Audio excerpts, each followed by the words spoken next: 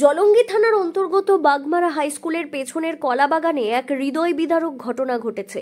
মঙ্গলবার 9 সেপ্টেম্বর 2025 তারিখে এক বৃদ্ধা মাকে অর্ধনগ্ন অসহায় অবস্থায় পড়ে থাকতে দেখা যায়। তিনি বেঁচে থাকলেও কথা বলতে পারছেন না, তাই তার পরিচয় এবং কেন তিনি এই অবস্থায় তা কেউ জানে না। অনেকেই তাকে দেখেছেন, কিন্তু কেউ সাহায্যের জন্য এগিয়ে আসেননি, বরং দেখেও সবাই নিজেদের কাজে চলে যাচ্ছেন। অসহায় এই মায়ের পাশে দাঁড়ানোর মতো কেউ নেই।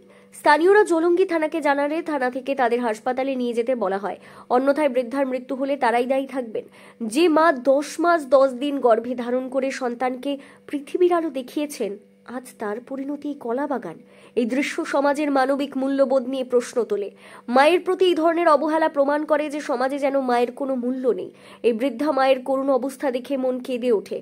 আসুন আমরা সকলে মিলে এই অসহায় মায়ের পাশে দাঁড়াই এবং ভিডিওটি বেশি বেশি করে শেয়ার করি, যাতে পোস্টটি একজন সহৃদয় মানুষের কাছে পৌঁছয়, যিনি এই মায়ের দায়িত্ব নিতে পারেন। আপনারা দেখছেন গ্রাম বাংলা নিউজ, সবার সাথে সবার পাশে। এই পাগলিটা যে এখানে পড়ে আছে, কদিন থেকে দেখছেন আপনারা?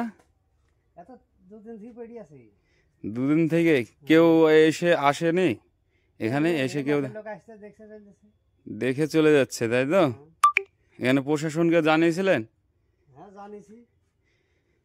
কি বলছে প্রশাসন? বলছে বহরমপুর পাঠিয়ে দাও, বহরমপুর কে দেখবে? প্রশাসনের কোনো স্টেপ লাইনে না।